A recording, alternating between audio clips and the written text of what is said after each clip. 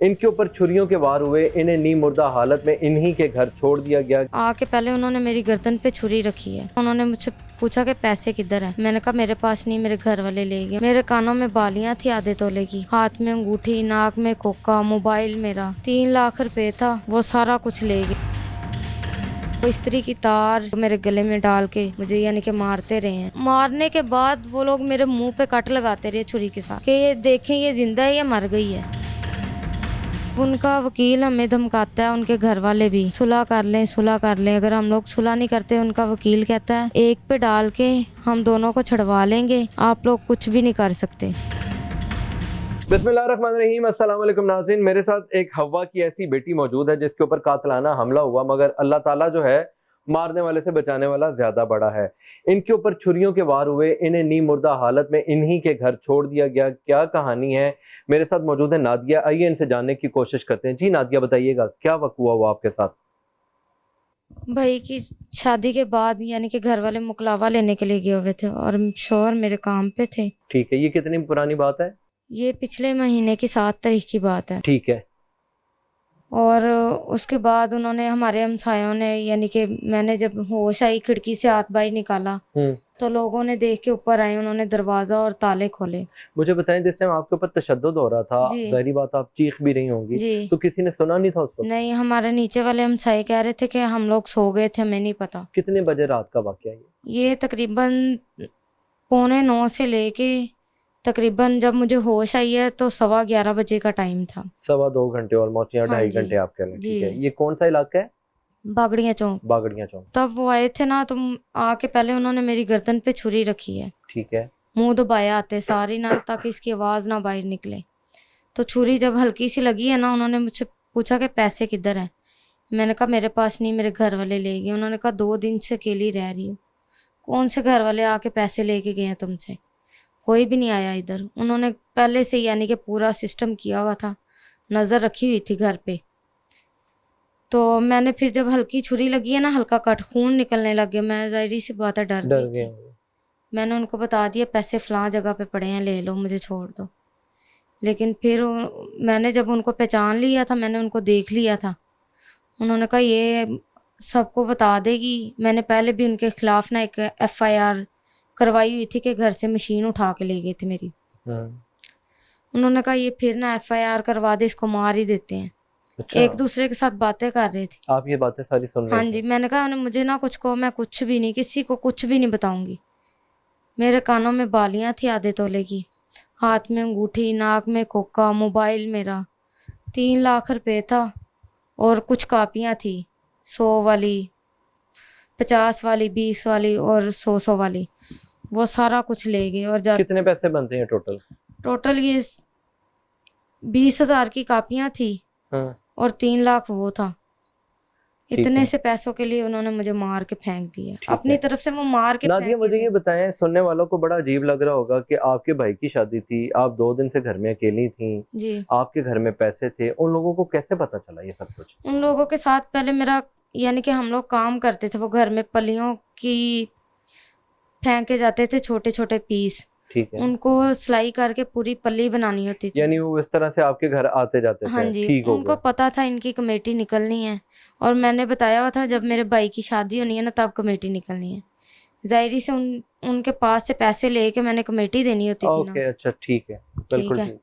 और उनको इसीलिए पता था क्योंकि मेरी अम्मी वगैरह पिंडी स्टाफ रहते हैं और मैं बागड़ियाँ थी अपने घर में। ठीक है।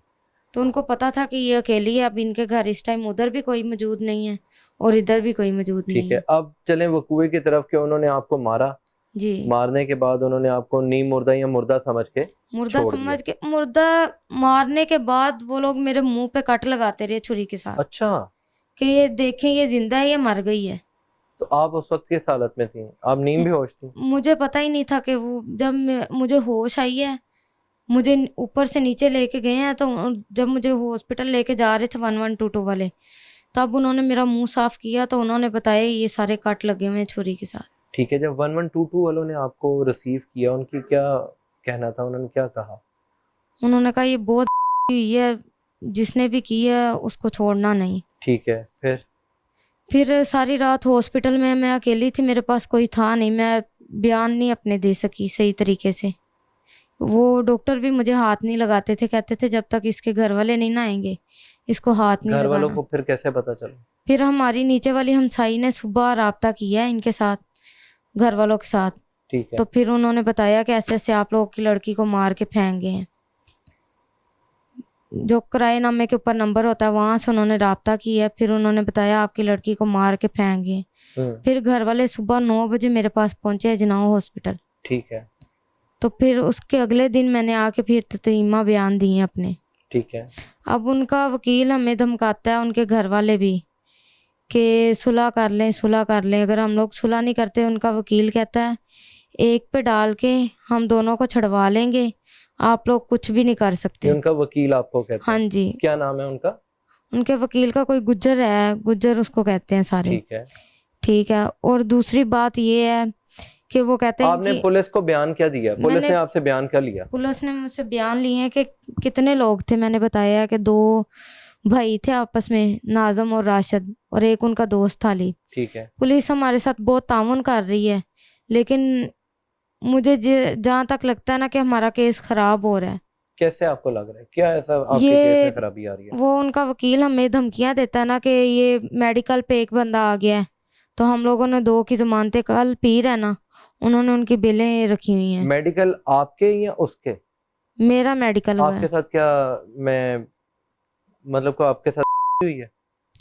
नहीं नहीं, ये जो गला काट के फेंक गए हैं तो वो ये। तो 3 लोग थे ना, तो वो हाँ मेडिकल जी। में कैसे आ गया? वो जो हमारी नीचे वाली है ना, उन्होंने जैसे यानी कि पर्चा हुआ है ना, उन्होंने भी वैसे ही आके नीचे बताया है कि एक बंदा था, पता नहीं कौन था अच्छा कौन अच्छा नहीं। अच्छा, ठीक है। उसके जरिए वो, जब हम लोगों ने मेडिकल का कल किया पता करने, उन्होंने कहा भैया आपकी हमसाई आई थी, उन्होंने एक बंदे का नहीं तो लिखवाया वहां पे था। कुछ सीसीटीवी कैमरास नहीं थे गली में या सेफ सिटी के, जिसमें दिखाया जाए कि ये 3 लोग थे? नहीं, सेफ सिटी के हम लोग देख के आए हैं, वो लोग दूसरी तरफ से आए हैं मेरे ख्याल से। वैसे मुझे पुलिस वाले लेके गए थे जहाँ पे कैमरे चेक करवाते हैं उधर, सेफ सिटी लेकिन के। हाँ जी उधर से कुछ भी नहीं पता चला। वो उन्होंने खुद बताया कि हम लोग दूसरी तरफ से गए थे ठीक इनके है। घर। अब आप क्या चाहती हैं? मैं ये चाहती हूँ कि मुझे हर तरीके का इंसाफ, और जो मेरी चीजें गई हैं मुझे वो भी वापस मिले और इनको सजा मिले। तो अभी तक ताकि आपकी कोई रिकवरी नहीं हुई है, जबकि मुल्जिमान आपके बकौल रिकवरी पकड़े हुई है गए? हमारी, कितनी बालियां हुई हैं, रिंग हुई है, और पैसे भी कुछ बरामद हुए हैं उनसे। ठीक है। और वो इस्त्री की तार जो मेरे गले में डाल के मुझे यानी कि मारते रहे हैं। अच्छा।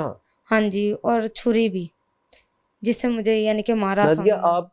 आपने बताया कि आपकी एक बेटी भी है। जी। उस वक्त वो बेटी मौजूद थी आपके पास? नहीं, वो पढ़ने गई हुई है। वो किसी, रात की बात आप हाँ बता जी, रही हैं? वो रात को किसी बच्ची इदारे पढ़ने में पढ़ती है। कितनी एज है उस बच्ची की? 10 साल की। वो हमारे पास नहीं रहती, वो तकरीबन छुट्टियों में ही आती है। और उनके हॉस्टल वालों ने अल्लाह की तरफ से उसे छुट्टियां नहीं दी मामू की शादी पे, वो आ नहीं सकी, पेपर ठीक थे है। उसके। आप ये बयान किसी के कहने पे दे रही हैं या आप अपनी नहीं, मर्जी से? मैं अपनी मर्जी से दे रही हूँ बयान ये। ठीक है। मैं चाहती हूँ कि जो उनका वो वकील है हमें धमकियां देता है कि हमने एक पे डाल के 2 छड़वा लेने हैं, और जो उनके घर वाले। आपने पुलिस वालों को बताया कि भाई ये हाँ मुझे इस जी, तरह से धमका वो रहे हैं? पुलिस वाले इंचार्ज साहब बहुत ही अच्छे हैं।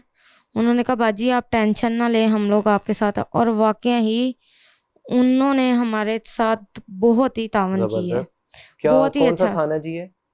ये थाना है ग्रीन टाउन। ग्रीन टाउन थाना है। और जी। क्या इंचार्ज साहब का क्या नाम है? इंचार्ज साहब का नाम तो नहीं पता, लेकिन हम उनको इंचार्ज साहब अब कहते हैं। आप मुझे जो बताएं, आप आईजी हमारा, पंजाब साहब से क्या रिक्वेस्ट करती हैं? आप क्या चाहती हैं? आपको सुन रहे हैं, लोग देख रहे हैं। जी मैं यही चाहती हूँ कि मुझे ना तहफ़्फ़ुज़ भी मिले और इनको सज़ा भी मिले। बिल्कुल जी। जो इन्होंने मेरे साथ किया है ना, इनको ज़्यादा से ज़्यादा सज़ा मिलनी चाहिए। और मेरी चीज़ों की रिकवरी, मुझे हर चीज़ मेरी वापस चाहिए। नादिया, मुझे बताएं, आपके भाई भाभी सारे रिश्तेदार होंगे, जी। किसी ने ये नहीं जुर्रत की कि हम अगलों के घर जाएं, हम जाकर उनसे बात करें कि इनकी जुर्रत हमारी बहन के साथ ऐसा ये सलूक करें या जो भी था? वो गुंडा टाइप है, वो तो क्या गुंडे हैं वो? थाने में वो लोग ना मोहल्लेदारों को इकट्ठा करके ले गए, और उनके वकील को कोई छोर, वो थानेदारों के यानी कि गले पड़ने की कोशिश की है उधर उन्होंने। अच्छा। उनके साथ बोलते रहे, गालियां निकालते रहे थाने में बैठ के। वो इंचार्ज साहब इतने अच्छे हैं, वो कहते हैं मैं किसी की बेटी के साथ क्यों करूं, जबरदस्त। मैं क्यों उसको झूठा कह दूं, जबकि वो है ही सच्ची। आप लोगों के बच्चों ने सब कुछ अपने मुंह से कबूल की है, मैं कैसे बच्ची को ऐसे छोड़ सकता हूँ। जबरदस्त। और जो हमारे एएसआई हैं वो भी बहुत ही अच्छे हैं, वो भी यानी कि बड़ी तफ्तीश कर रहे हैं, हर तरीके से वो भी हमारे साथ ताउन कर रहे हैं। लेकिन मैं चाहती हूँ कि मेरी थोड़ी सी आवाज़ ऊपर चली जाए, इंशाल्लाह ताकि ताला आपकी ज़रूर आवाज़ ऊपर तक जाएगी। आप मुझे बताएं, आप इस हवाले से आप डीएजी ऑपरेशंस की भी वहाँ पे गई थी आप, खुली कचहरी में? नहीं, अभी तक नहीं मैं अभी गई तक नहीं कहीं आप गई। भी। हाँ आपको जी, मतलब आपके थाने से इंसाफ मिल रहा है, हाँ तो आप जी, कह रही हैं कि इंशाल्लाह ताला हाँ जी। आगे भी आपके मामला ठीक रहेंगे।